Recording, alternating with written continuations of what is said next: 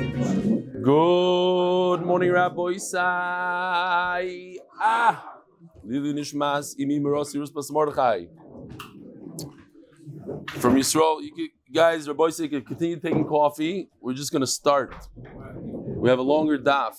Yisrael Saffron. There was a very nice turnout at the Cleveland Jewish Business Fair and Family Fun Day. Johnny Chavetz and I manned the MDY booth and signed up 7 new people to the shir. Thank you, Peretz Chaim Levine, for all your help. So, to put this in perspective, we're used to, I signed up 30 people, 20 people. 7 people is more people than I had for 8 years in my shir in Chicago. It's a tremendous zchus. Each person that you bring to the shir is a tremendous zchus. Each person you bring to Torah. And 7 is unbelievable. It's probably 7 more people than almost anybody in this room brought lately. This guy, it seems like he made a email just for this, totally toasted on huckleberry. But it's a very inspiring email. Good morning. Just wanted to thank you for the amazing shir. I joined having missed the shir since Beitza. Just in case someone is unsure about joining Daf Yomi, here's why every yid should join. This past Thursday, my daughter was in the hospital, and after a very long day of no learning, I arrived at home very late, beyond drained. You can imagine, emotionally drained, physically drained, being in the hospital all day. And all I wanted to do was fall into bed, but can't go a day without the daf. I sat down to learn the daf. It's about the daf and the yomi. Thank you for making sure I don't go a day without learning. Yivaldik. These are the inspiring emails, the small stories, where it's difficult to learn and you learn anyway. Moshe Cohen, my fantastic father, Rav Eli and the rest of the MDY family, ever since coming to Yeshiva Ner Tamid I've been trying to get my dad to join the daf. I tried learning with him Chavrusa on the phone. It never worked out. I suggested maybe joining MDY, and he decided to do Kinyan and Masechta in the local kollel. Fast forward to this past summer, my parents came to visit. We visited a family friend who was a big fan of the daf. I noticed that he had an MDY Gemara out, and I started to tell him to get my dad to join the daf. He's ecstatic and lively. He gave the excitement to my dad that I couldn't, because of which my dad decided to join when he got back to the States. When we spoke on the phone 2 weeks ago, my father was so excited telling me he went to your shir in Miami. I've never heard him that excited to drive an hour for a shir. He'll be making his first siyum, Be'ezus Hashem, on Baba Kama, the day before his father's yahrzeit. First siyum, older individual. First time I'll be making a siyum for the yahrzeit. I'd like to thank you, the entire MDY crew, and everyone, I think that's what he meant, and everyone who's part of MDY, and a special thank you to Shlomo Ben Zakir for getting my father to join. I think what you guys are doing is exactly what the daf is meant to be. All the best, Moshe Cohen.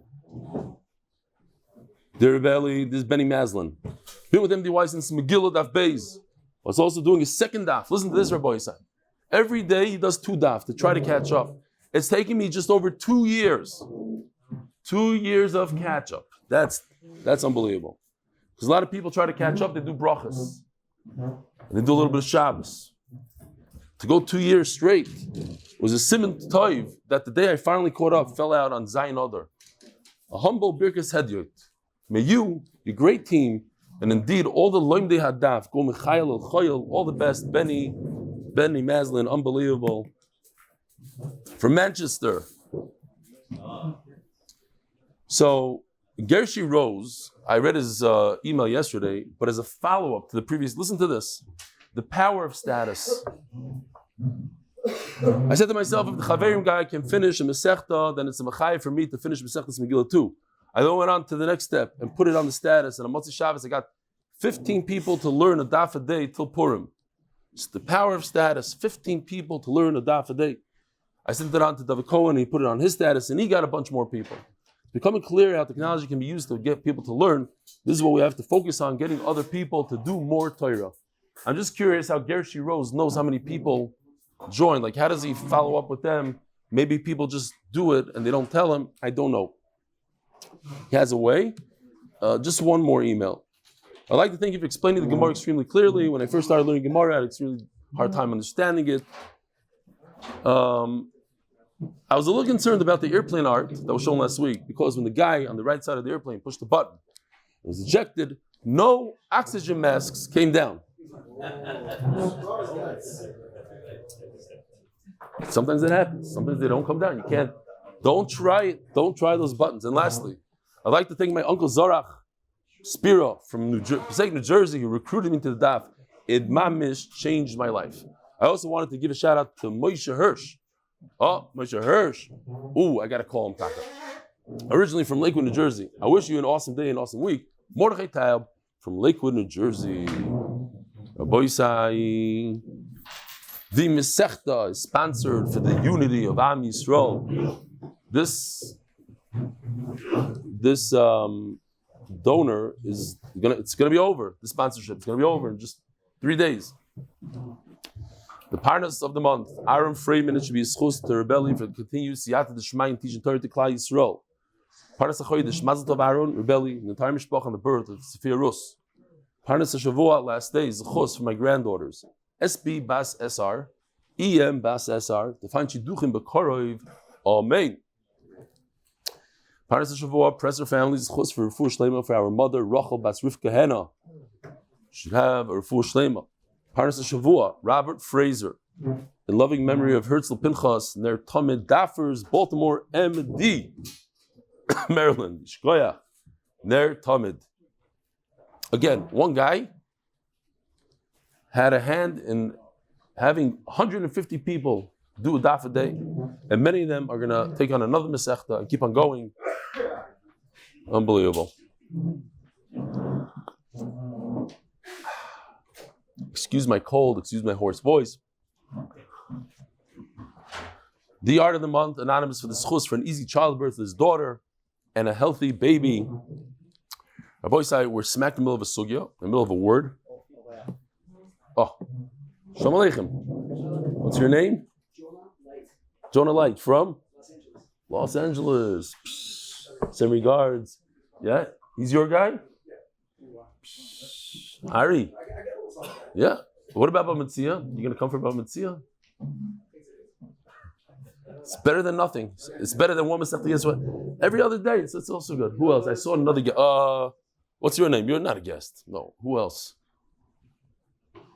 That's it. Why? Who? Baruch is here. Baruch, you gotta ask some questions once in a while. That's the side.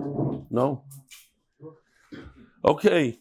Eli Melech, they're all here today. Rabbi said in the middle of a sugya like this. A guy's walking with a bunch of barrels, and one of them has a leak in it. So they decide, instead of going to waste, I'm going to use it for my meiser. I'm going to say this is the meiser, and it ends up on the ground. So the koyanim, they lose out. You can do it with wine. You can't do it with oil because oil is a loss once it goes on the ground. So Nachamal, when oil, we're talking about these are barrels of tomei wine, tomei oil. Tomei, really, you can't give to a kohen. What are you going to do? What is the kohen going to do with it? But oil, they can use for lighting. Wine, we'll see. So the Gemara says like this, but regardless, what are you going to do with wine? What kind of use does wine have? So you use it for ziluf. Let's see, we have the picture here for ziluf. Here's ziluf. You can use it for perfume to spray around in your house. You still wine, use it for that. Okay, great. But the problem is, that's great if it sprung a leak. What about the other problem that we discussed? The problem of gilui, megula. Anything that's uncovered, we have to be concerned that a snake inserted its venom into it, so you can't drink it. Not only can't you drink it, we said it's a problem to use it for perfume. Because what if somebody steps on it? What if you try to spray it around your house? You might ingest it somehow. You can't pour it in the floor. You can't put it out in the Rishus Harabim. Somebody might step on it. All these things. So Gemara said that's not a problem because we're talking about he did some sort of filtration, and the filtration allows you to use the wine. Why? Because the venom is like a sponge, and it won't really go through the strainer. So if you put a barrel on top and you put a bunch of wine and the sediments and everything, it'll eventually all come through to the bottom one. And the bottom barrel you're allowed to drink from because it has a strainer. So now the Gemara says, La vitmar Allah. That's what we're holding. 10, 12, 20 lines from the bottom, let's say. Daf Kuf Tesvav Amud Beis. Didn't we say Omer Reb Simoin, Omer Reb Yishua ben Levi, that's great if you didn't move the wine around. But you are shaking up the wine by you pouring it into a vet to use it. So you are actually mixing in, imagine this venom, looks like spit or something. So okay, so it floats on the top. But as soon as you start pouring into another vessel through the strainer, you're telling me you strained it. Not this case over here. From this case, you see that straining works. But you have Megillah wine. Now you want to use it. So you take your wine and you put it through a strainer, and like this you can use your Megillah wine because if there's any venom in there, you're gonna be able to catch the venom. The problem is that by you moving the wine around and pouring it, you're going to mix the venom in, and it's not going to work. If you mix it up, also says Gemara, there's a way to get around that. You do it really slow. You put some sort of other, like a material or something. You do it in a way that it's not going to mix in. Says the Gemara, okay, this goes according to Reb Nechemia, but Reb Nechemia, mi terminon, how could you even make truma from something that's tamei on tamei food? You could do truma, according to the Tanakh over here, if it's equal. One thing is tamei, so you take the tamei fruit and you make it on produce that's tamei, or tar atar. Obviously, it's usually tar on tar fruit. Umin atar ala tamei. And you could do truma from fruit that's tar, which is valuable, on fruit that's tamei, which is less valuable. But not, in our case, we're talking about wine that's already tamei. So how could you take this wine that's tamei and try to say, okay, listen, it's going to get lost anyways, it's tamei, let me make it trumas and meisers. But it just says here, you can't take something that has less value, tamei, and make it truma and meiser on something that has more value. That's cheating. You're supposed to take 10% of your fruit and give it to the kohen. Now you took 10% that has less value than the 90%. That's not fair. It doesn't work. Not only that, we're talking about Reb Nechemia here. Even if it's equal, tamei to tamei is also awesome. Huh? I don't know. I'm saying both. We'll argue later. It only works when you don't know what it is.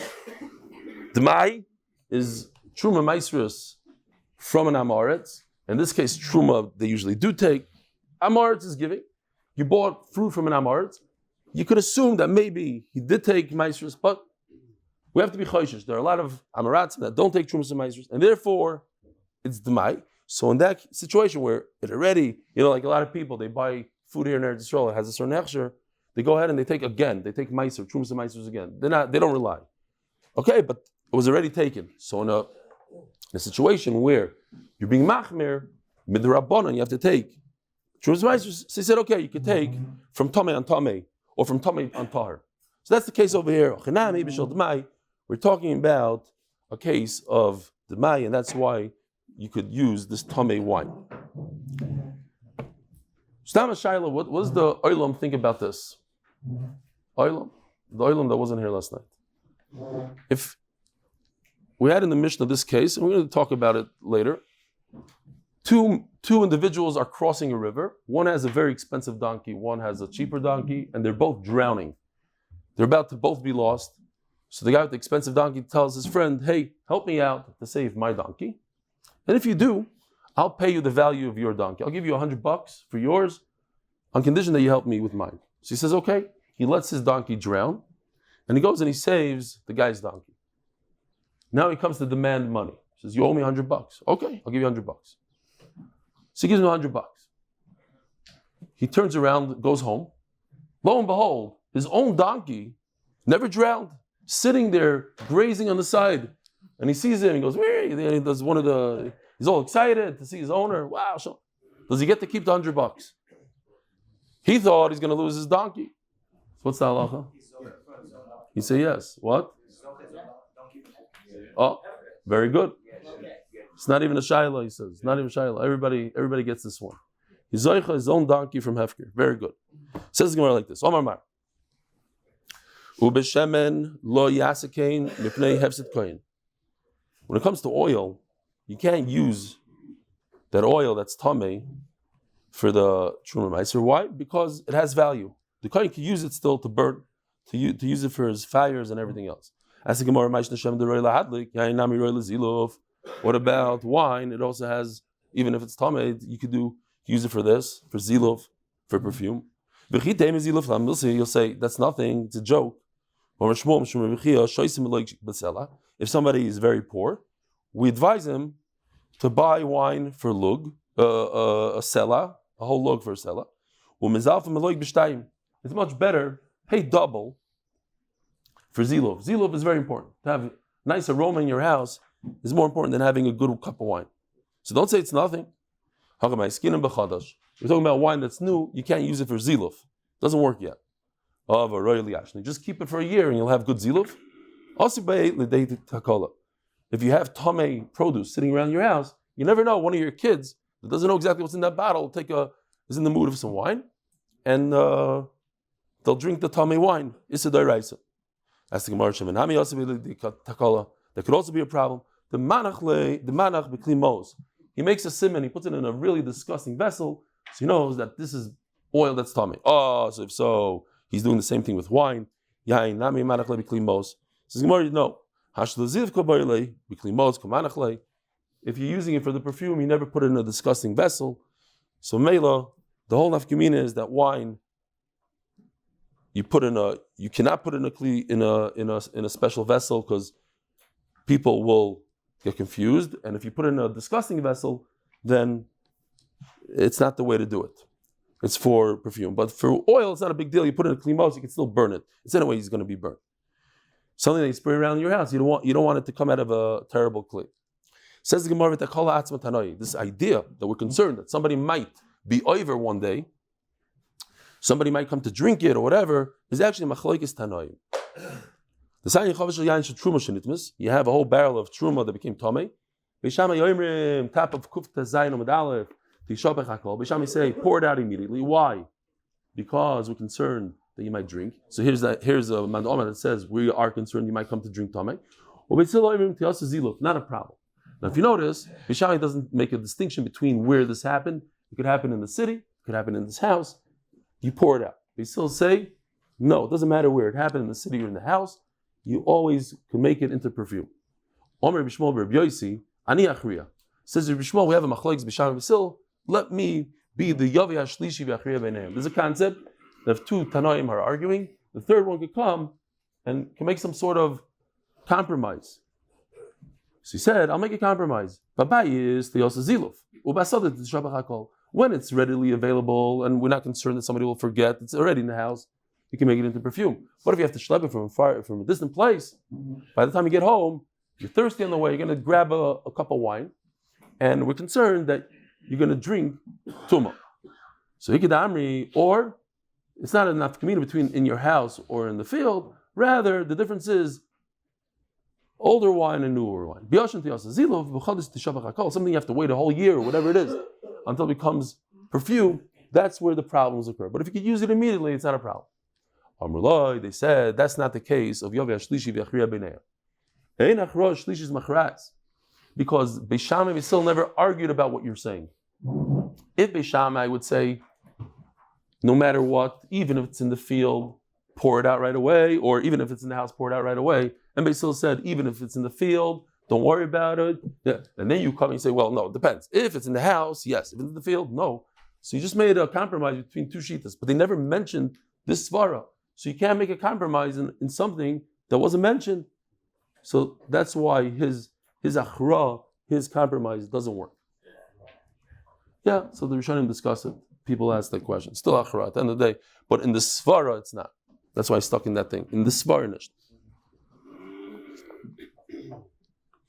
says the Gemara, Im Omer loy atzel shilcho. We have a situation. A guy is losing his honey, which is very valuable. The other guy comes with he sees his friend with a barrel of wine. He says, do me a favor, pour out the wine and save my honey. So he has to pay him the value of the wine. Otherwise, if he didn't ask him, and the guy on his own was a nice guy, poured out all his wine. He doesn't have to pay him for the wine. He pays him for his time, not for his wine. Ask the Gemara, Amai. B'nei Malay, Mishata Nibach. So we have a brand new concept in Shas. We haven't had it in a very long time. Mishata Nibach. I'm making a joke out of you. I tricked you. I'm making you into a fool. So we're going to see, when can you say this, when can't you say this? In general, when a person has an emergency, it's not going well today. He is about to lose $10,000 worth of honey, and the only way for him to save the honey is to fool that guy and to tell him, hey, just pour out your wine. It's how much is that? $500? I'll pay you the $500, and you save my. And the guy listens to him. Then he says, I was joking. I just wanted you to save my honey. Now, what's the big nafkamina? Why is this not a good case? If you think about it, it's very different than a typical case. Another case that Gemara brings here, let's see. A guy was wrongfully locked up in Siberia. Okay, it's in a time of the Gemara, time when if you're just Jewish, they put you in jail. Not that you committed a crime and that you deserve to be there. Talking about, they didn't like the way you look. They thought you davened too stark. They put you in Siberia for 25 years. He has an opportunity to escape. Comes out. Obviously, he doesn't have a credit card on him. He doesn't have anything. He's wearing his prisoner clothing. Something like this. He makes a deal with the captain of the boat. He says, listen, if you could bring me from here to there, I'll give you $10,000 right now. He says, I'll give you a dinner. A dinner is crazy amount of money. The halacha is, you could say, Mishatani b'cha. In that case, he had to save his life. And the guy was asking for exuberant amount of money. It was too much. So he could say, no, I'll give you the regular fee. How much do you take on your bus ride? How much do you take? You take $2? I'll give you $2. I'm not paying you $10,000.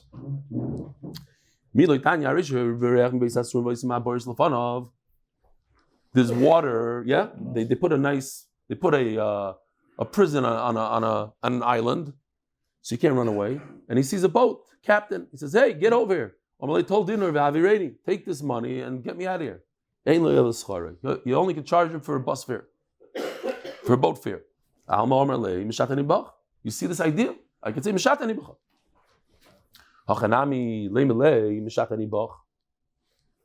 So here also, why don't you say mishatani b'cha?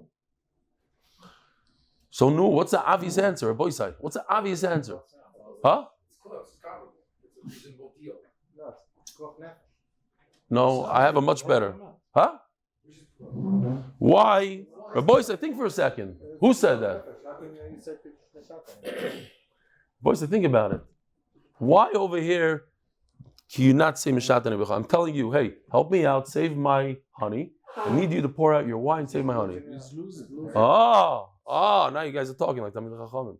How can I force you to incur a loss? I'm telling you, pour out your wine. I'm not saying just I'm going anyways in that direction with my boat. Usually I charge $3, now I'm charging $10,000. I give you a fight. You're not getting my $10,000. Here I'm telling you, destroy your wine in order to save my honey. How can I tell you to destroy your thing? It's your thing. I have no right to destroy your property. And if I do, you should pay for it. Yeah. The Gemara Shiloh over here is dafka on the wine. Fine. So let's see inside. Says Gemara, only dummy. This is not a good example. I'll tell you what it is. This is similar, says the Gemara, to the other case. Elul Seifa. Now what? Told dinner it's literally the same words. Take this dinner and get me out of here from jail. He has to pay the full dinner. No. By the way, all these halachas are in Hilchas Hashavas Aveda. To save a person's life is also Hashavas Aveda. To get a guy out of jail, Hashavas Aveda. You give him back his life. Oh, bring someone to the daf. I said that also once. We were talking about Hashavas Aveda. So if you're bringing him your ruchnis also. Hashavas Aveda, ruchnis. Ma'ishna ratio. Oh, Rabbi Isai, could you tell a guy, if you come to the daf, I'll give you $10,000. And then you say, Mishatani b'cha, I saved your life. I gave you a lot more. Oh, I gave you a lot more. But we had a real story, an emes story. Can I say the story? Emes story. a few days ago, a guy that wasn't doing the daf, he went into some very, very hard times. He got in trouble with the authorities, and he thought it was over. His lawyer said, "That's it, you're done." So he sat there, locked up, and he said, "Ribono shel olam, if I get out of here, I'm going to do the daf." Because a certain individual from the shir was begging him to do that for a long time, and he kept on pushing him off. He said, "You know what? Ribono shel olam."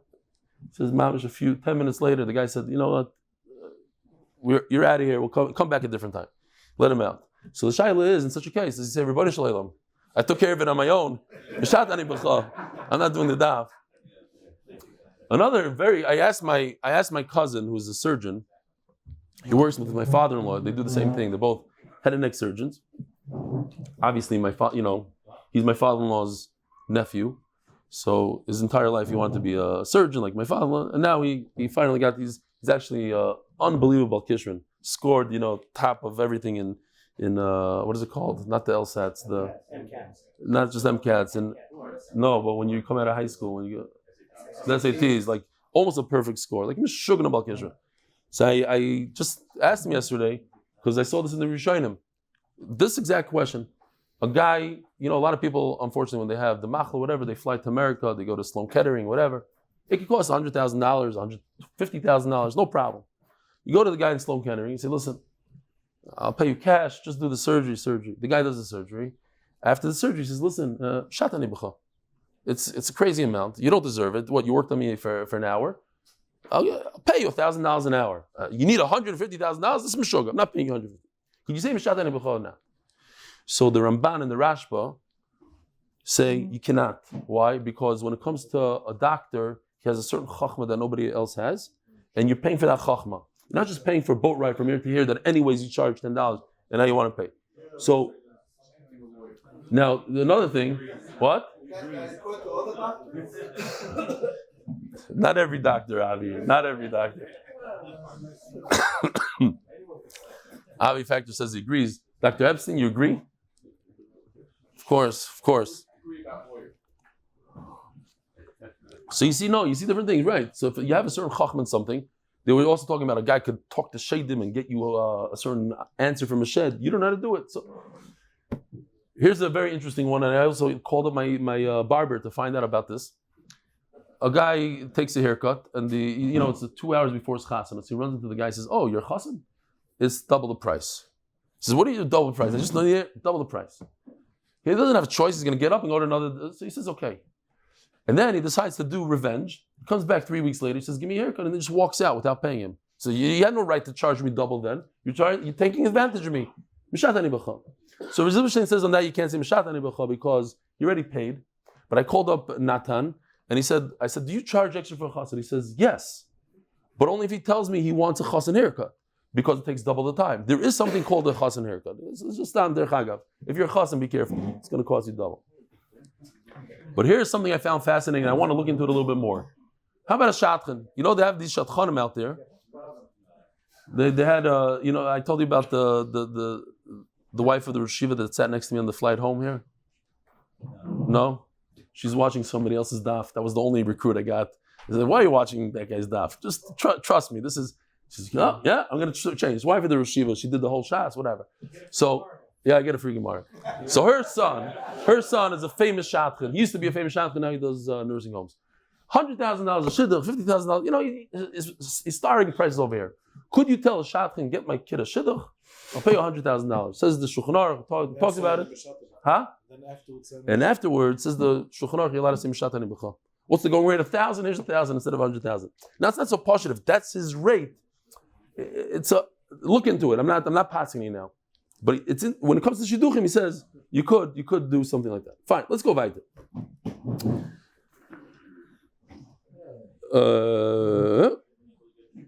So here we go.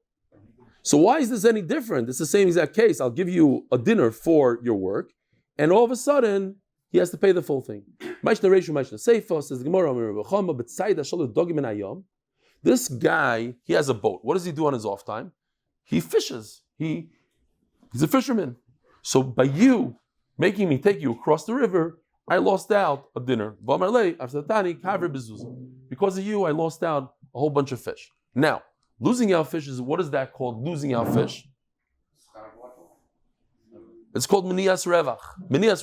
You don't know that he caught a fish. Maybe you'll catch a fish. I'm preventing you from catching fish. Even if you know 100% you will catch a fish, I didn't cause you any damage.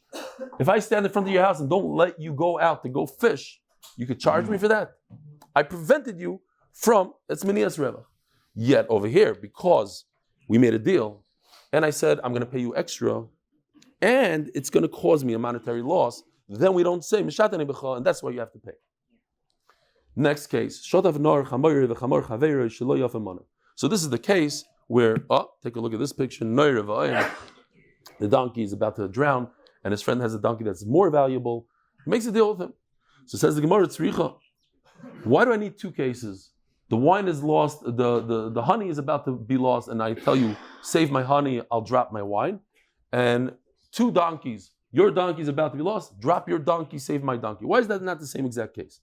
With Tzricha, I need two cases, because the bottom line is there's one difference. When it comes to wine, I'm pouring it out physically, I'm destroying my wine because of you. And when it comes to the donkey, he's on his own, he's about to die. He's drowning right now, he's in a condition of drowning. You might be able to save him, but he's in the condition of drowning. So that's the whole nafkamina. If I only say wine, if you specified and said, save, and I'll pay you for your wine, only in that case. Then that's when you have to pay. Because you're asking somebody to damage his own product, his own possession. Over here, the memela, it happened by itself. The donkey's dying. Maybe he should only get paid for his work. That even by donkeys you get paid for the whole donkey. And if I only said it by the donkeys, don't forget, there's two cases. There's one that he asked him specifically to help him, and one that he helped him on his own. So the chiddush would be on the other case. The reason why, if he didn't specify, he doesn't get paid, because anyways it was going to die. Over here, you're right, he wasn't asked to help. But he took a barrel of wine. Think about it. I personally, if you were to ask me as a rabbi, which I'm not, but if you would have asked me, logically, Eli, what would you say? I would say, listen, the guy took his barrel, he wasn't asked anything. He took it, he saw this guy's in a big tzara, he's trying to save his honey. He went, he poured out his wine and helped this guy, saved his day. So at least paying for the wine. No. You didn't specify, you don't get your wine. That's a massive chiddush. Maybe you should pay the whole thing. Rivka Hennah Yorad lahatzil va'Allah shaloi me'elav mahu. So we have two donkeys. One is expensive, one is less expensive. The one that's expensive, the owner tells the other guy, help me out, save my donkey, I'll pay you a donkey. Va'Allah shaloi me'elav mahu. I want to pause here for a second, just tell you a famous maisa, but it's a great nimshal. A guy had a well that was dry for a long time. It was a danger. It was in the middle of his backyard. He also had a donkey that was about 70 years old. I guess the donkey only lives 25 to whatever. It's at its end of its life. Can't even carry a person. Can't do anything. He doesn't know what to do. So he had a great idea. He's going to kill two birds with one stone, literally. He's going to kill his donkey. So he takes his donkey. It happens to be he didn't do it. The donkey was walking around, blind already, falls into the pit. So he says, okay, instead of me schlepping him out of this well, let me just fill the well as is with dirt. So he starts taking shovelful after shovelful, starts pouring into the well. All of a sudden, Shalom Aleichem, the donkey comes out, emerges out of the well. What happened? Every time he threw a shovel of dirt on the donkey just, and it went to the bottom of the well, and then the donkey stepped on it, and kach. The nimshal is, no, because it says over here, the donkey just emerged on his own. So remind me of this. So the nimshal is that life always throws us dirt. We always get dirt in the face. This happens, that happens, this machla, this kid, whatever, everything. You know what I'm talking about. So you can take the dirt and just let it hit you in the face and bury you. Or you can take the dirt and make you a stronger person, step on it, and elevate yourself with that dirt.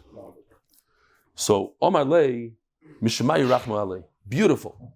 You went to save this donkey. And you let your donkey get lost and drown. And then you found it. It showed up by itself, grazing somewhere. Basically, that's what the Rabbi agreement said. You zechus from the hefker. He was going with a caravan on the way. In those days, Hashem Yerachem. You know what I'm saying? Yeah, it's a whole thing. You go, it's a few-day journey through the desert, and there's bandits, and there's wild animals, and you need guides, and the whole thing. They're going through this, and we're going to talk a lot about it today. He's going on this thing. Levinu Hawari, check this out. We have a beautiful picture. It's an interesting story. Mamish interesting story. The story is of a lion that accompanied the people. He was helping them. It's an interesting lion. Maybe he's used to this. The deal is like this. You feed him, and this is normal. You feed him, and he won't attack you. He'll protect you, actually. He won't allow the robbers, all the other animals come and harm you. He's a protector. It makes sense. It happened to me. I had something similar to this. I'll show you. Oh, yeah. Sometimes the lions protect you. Why? Don't ask Yishayla, because the guy's with the stick. Look at that. These lions mad at him because he has a stick. It happens to be, I'll just tell you, that these lions, everybody says, oh, they were tamed and they're this, and they were not tamed. One of them decided to run away, never came back. The other one, here, look. MS stuff. But I'm talking and learning the whole time. You want to hear? Items or things that have to be buried. Here comes the Yisura Anah. Yisura Anah. The first one is an animal of kachim. Oh, kachim. Kids are that miscarried. Are you talking? I go. Levinu. Well, you never saw that one? Check. It's not scary. It's garnished. If they're well fed, they are very dangerous. There's a guy, I'm not going to mention his name. He already died. He's a famous Yerushalmi he had a little story at the end of his life. So he went there. One of those lions actually bit his hand. He had to have surgery. The whole thing. Fine. So here's the story. Every day, somebody else volunteers his donkey. Donkey, even today, is very cheap meat. $100 you get a donkey. It's a lot cheaper than a cow that's over $1,000, $2,000. There was a lion that accompanied them. Every night they give him a donkey. Shalom Aleichem, get in here, come. We have a seat, mamish, just for you. Come. Kimat Zimne, the Rav Safra, was Rav Safra's turn. He sent them a donkey, he didn't need it. The lion didn't need it. So what happened? So when you send a donkey to the lion, what are you essentially doing? You're being mafkirit. He didn't do anything. Comes Rav Safra and his Zoichin. I'll say real quickly, there's R Samech that says, very interesting thing. I just want to push people's buttons, because nobody's going to understand it 100%. But if you, let's say, rent out your house, Airbnb, and tell the guy, I don't have insurance, whatever, take care of the house. And the guy burns down your house. So now you're going to sue him. He's going to pay you. Little does he know, you went and you got insurance on the house. Says Dar Sameach, the guy has to pay you for the house, and you take the money from the insurance. That's how he paskins. But nowadays, I don't know how it works exactly, because people assume that once you have insurance, they don't have to pay. Okay, just throwing it out there. So why did Rav Safra have to go and acquire it from the Hefker? He's asking that at the end of the day, it wasn't real Hefker. He gave it to the lion. He wasn't really making it Hefker. He was just giving the lion a meal. The lion didn't want to eat it, so he takes it right back. You're right. Rav Safra, the Ravcha, the Milzudov, he just didn't want them to fight with him and say, I was kind of, you're good. So he went and he was Zechus from the Hefker, just in case somebody would make an issue out of it. This is Mamish Shlamazal. He has a donkey that's worth 100. Instead of saving his donkey, he goes and helps his friend to save his friend's donkey was worth 200. He was going to get paid. The problem is he wasn't able to save the donkey. Okay, it was harder than he thought. So what does he get paid? The guy promised him 100, but he didn't come through. We have to say the famous Chofetz Chaim, even though we said it a week ago, say it again. We work hard and they work hard. We say it by the Siyum, Beis Hashem in 3 days. We work hard and we get schar in our Torah. They work and they don't get schar. Question is, of course they get schar. Everybody who works, he's a carpenter, he makes a table, he gets paid. What do you mean he doesn't get? Says the Chofetz Chaim, he doesn't get paid for his amelos. He gets paid for his product. So if he can produce the product, great. If he works really hard, 3 weeks on a table, and then he messes up and the table breaks, he can't get paid for it. He gets paid zero. So over here also, he worked hard. He didn't come up with a product. Zero. Says the Gemara, Amar Loi, V'zu she'ela. Wow, that's a good question. Oh. This is shtusim, right? Like, this is a good kasha. This is a good kasha. Ein Loi ela zchorya. And the answer is, he doesn't get paid a whole donkey like he was promised, $100 for a donkey. He gets paid minimum wage, $10 an hour, Am Yisrael. Eisvei, I'll ask you a question. Now, Rabbi, I think while I'm reading this, think why this is not a question. A person was hired to bring these two products that have healing abilities. Lahavi kruv, udurmaskinin, prunes, they could help stomach aches, things like that. L'chayla. He told him, listen, there's a sick guy over there, I want you to deliver it. He did his delivery, but when he got there, the guy was dead already. Hivri, he was already healed. He has to pay him the full amount. Ask the Gemara the question, why do you have to pay the full amount? We just said that if you weren't able to do your job, you didn't save the donkey, you don't get paid your full amount. You get paid a small amount, the minimum wage. So why over here doesn't he get paid minimum wage? Over here he gets paid the $100 he was promised. No, what's the Avi's answer? Reb David has the answer. What's your answer? He did his job. That's the answer. Kufta Zayin Amud Beis, sponsored by Kidnovations LLC in honor of my Uncle Reb Elchanan Pressman and as a zchus for Akiva Simcha Ben Feiga. Amen. This is Gemara, very obvious. I didn't even understand the question. In yeshiva, they would sit here for 2 weeks to understand what was the Havamina. It's true. They would, and they should. But we are doing Daf Yomi, so unfortunately, we have to go weiter. Over there, he worked as hard as he brought the prunes in there, and he gave it to the guy. The guy happened to be gone already, he was dead. But over here, he didn't do his job. He was told, if you save my donkey, I'll pay you, and he didn't save his donkey. Torah Baran. They're going in the desert. Dangerous situation. And all of a sudden, the bandits come. What do the bandits want? They want your life or they want your money? They want money. Think about this for a second. This mamish, these are chidushim that we would have never thought. They want your money. So Lauren, you have $1,000 in your pocket and Noam only has $500 in his pocket. They want $1,500. Should you pay more money to get saved than Noam? No. They want more. You're saying no. I know it's a chiddush. Yes, it goes by how much money they say you were saved from. No. What? Save Noam is more important. We're not talking about that. I asked the question. We're trying to save money here. So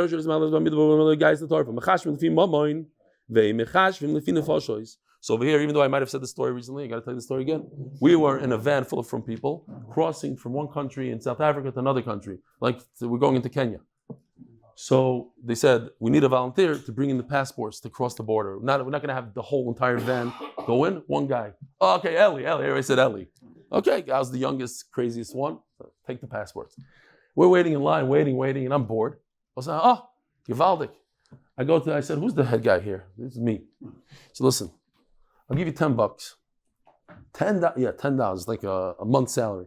$10, you arrest me right now, put me against the wall, and go to the van and tell them that there's a big problem with this guy that you sent in there. He arrested me in a second. I had handcuffs, I'm on the wall. Of course, my wife comes in bawling, and everybody this. And he tells them, he says, I need $3,000, otherwise... But these guys are heavy hitters from New York. No problem. They all came together. This guy gave $1,000. They put the money on the table. Then he says, no, it's a joke. The women didn't speak to me for 2 days. Seriously.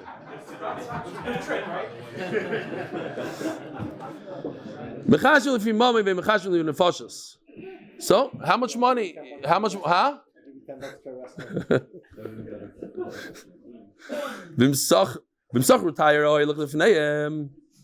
Now, this has nothing to do with bandits. You hire a guy, his job is to get you away from the bandits, to save you from the lions, to get you through the desert. How much do you pay? In our days, it goes by the head, how much each person pays $100 and you go through the desert, $1,000, whatever it is. Like the guys that are coming across the border in Mexico. It's per person. They don't care how much money you have in your pocket and what. It goes by per person, right?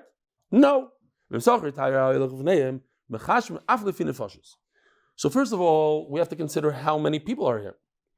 So let's say this tour guide costs $2,000, for argument's sake. And there's 10 people in the group. So you divide the 2,000 in half, $1,000. $1,000 divided by 10 people is how much?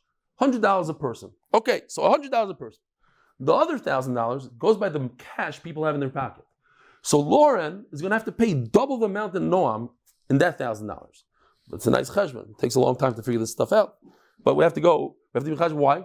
Because the tour guide is saving your life and also saving you from bandits. He's doing two things. He's saving you from the lions, so that's $1,000. He's saving you from the bandits, that's another $1,000. That's the money part. But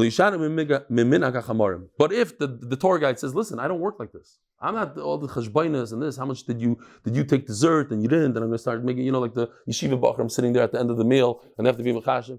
I take per person. Each person pays me $200. So it goes like him. This is interesting halacha that if your donkey was lost, stolen, killed, whatever, we will provide you another donkey. Everybody in the group is going to pay for this donkey.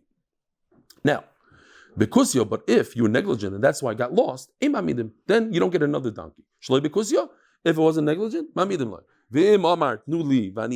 now, there's another component here, and that is that you need to be liable for all the stock, the livestock here. All the animals need to be watched at night. Now you need to watch with us. We're a group. So you say, listen, give me cash, I'll buy my own donkey. No, I don't want you to buy your own donkey. I want you to have a donkey. You're going to watch it, and you're also going to watch my donkey while you're watching your donkey. I don't want to give you cash. Of course we don't have to listen to them. He already has a donkey. So I would think he's watching anyway. He's watching his donkey. So he's anyways helping us watch with the watch. So what do you care to give him cash now? The answer is,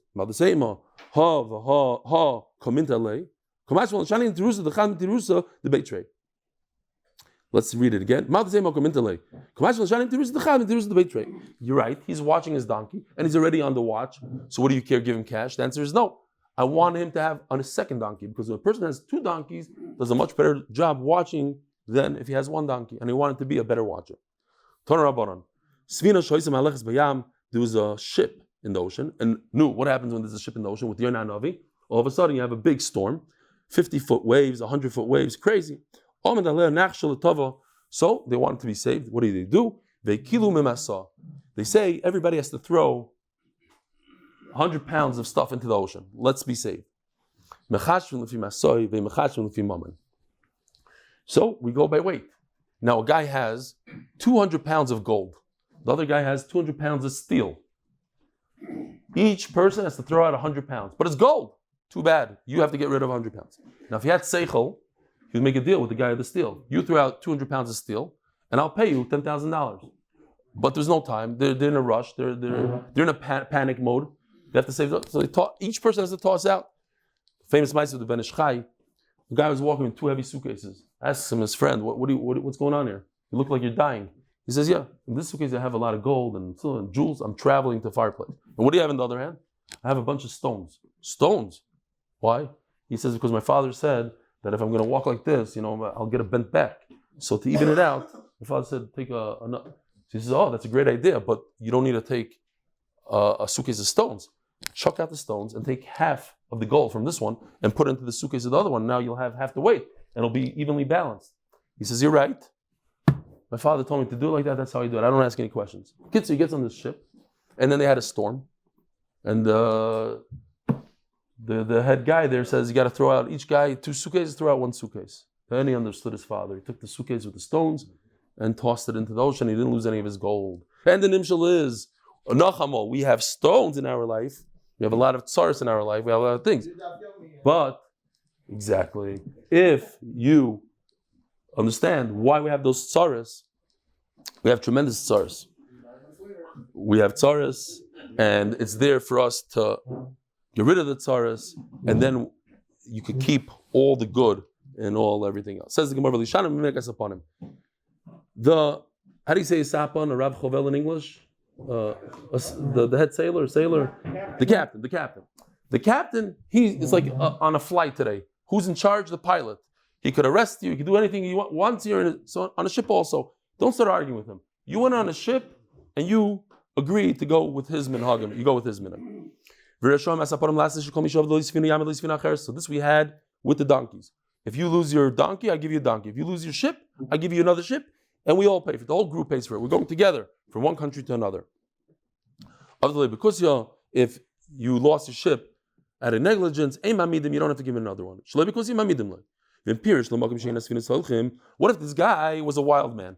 He went into a place where the waters are very trench, they're very bad, and he lost his ship because he went to rough waters. You don't give him. Pshita, of course, he's negligent. So I want to tell you like this, Rabbi Isai, if you haven't been there yet, highly recommend to go to the Alps. It's very close to Eretz Yisrael. It's just a 3-hour flight. So if you go there during Nisan, like over here, talking about Nisan, that's when the snow melts off the mountains, and that's when you have tremendous streams. The water is very, very what's the word? Anyways, you do one of these. You go into the water there. You take a tour, and you jump into the water. So I went with my friend Ehrenfeld and my son Akiva, and it's the water is crazy there. You could go jumping in the air 10 feet. So they strap your feet into this tube, right? You're in this boat that could carry 10 people.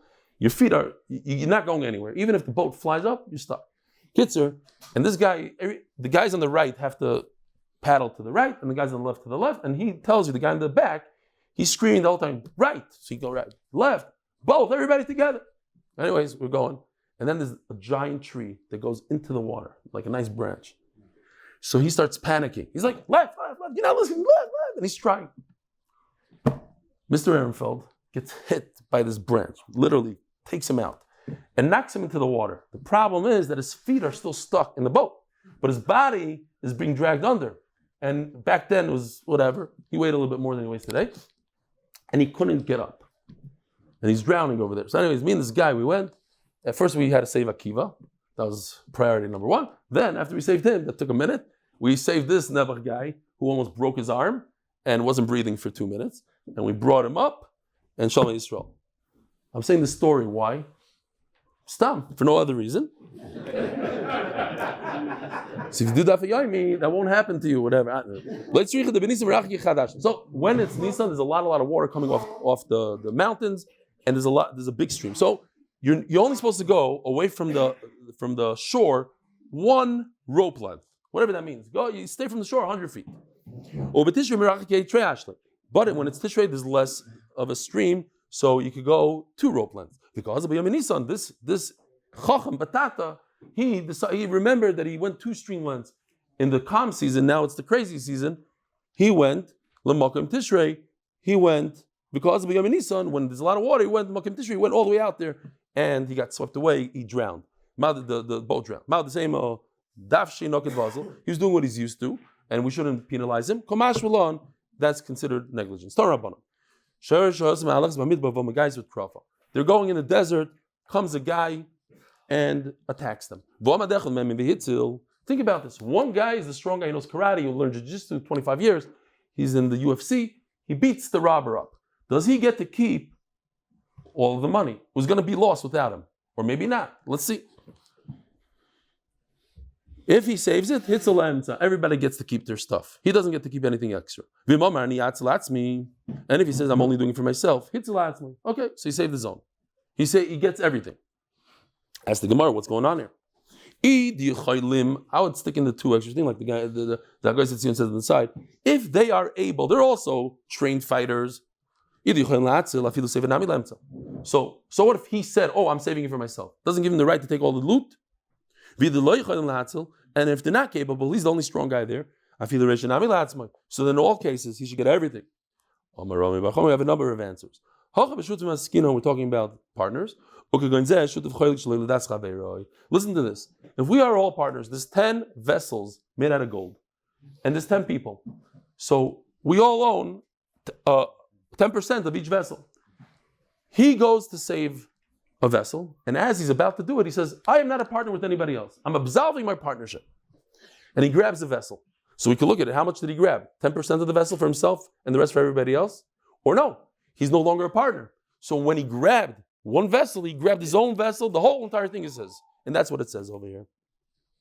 Therefore, Omar, if he said specifically polig, he splits with them. Loy Omar, loy polig. If he didn't say, he doesn't divide it with them. Rav Omar, we're talking about workers. If I hire somebody for daily work, so the halacha is like this. If he finds something while he's working for me, it's mine. But at any given time, he could decide he doesn't want to work for me. And then he acquires it for himself. And that's what's happening over here. But if he didn't take it back, then he's acquiring it for the balabas. And when he takes it back, it's not because he never was like a slave, so to speak, for that guy. He was. But at the point when he still was working for the guy, he was completely his. But at any given time, since a Jew cannot work for somebody, you can't be a slave to somebody else. So therefore, he just says, I'm out of here. And when he says, I'm out of here, the guy still has to pay him for all the hours he worked that day. He could get his money back, but barely. So then, if he showed what he wants to do and everybody else was quiet, so that means they had Yush, and if they had Yush, then it's Hefker. But if they did not, nobody said anything. I'm saying he didn't say anything. So then, they were quiet. That means nothing. We don't know that they were mafkir. He didn't say anything, and they didn't say anything. Then if he saves it, he has to give it back to everybody. Rabbi Isai, have a wonderful day. Shir lamalo. He says,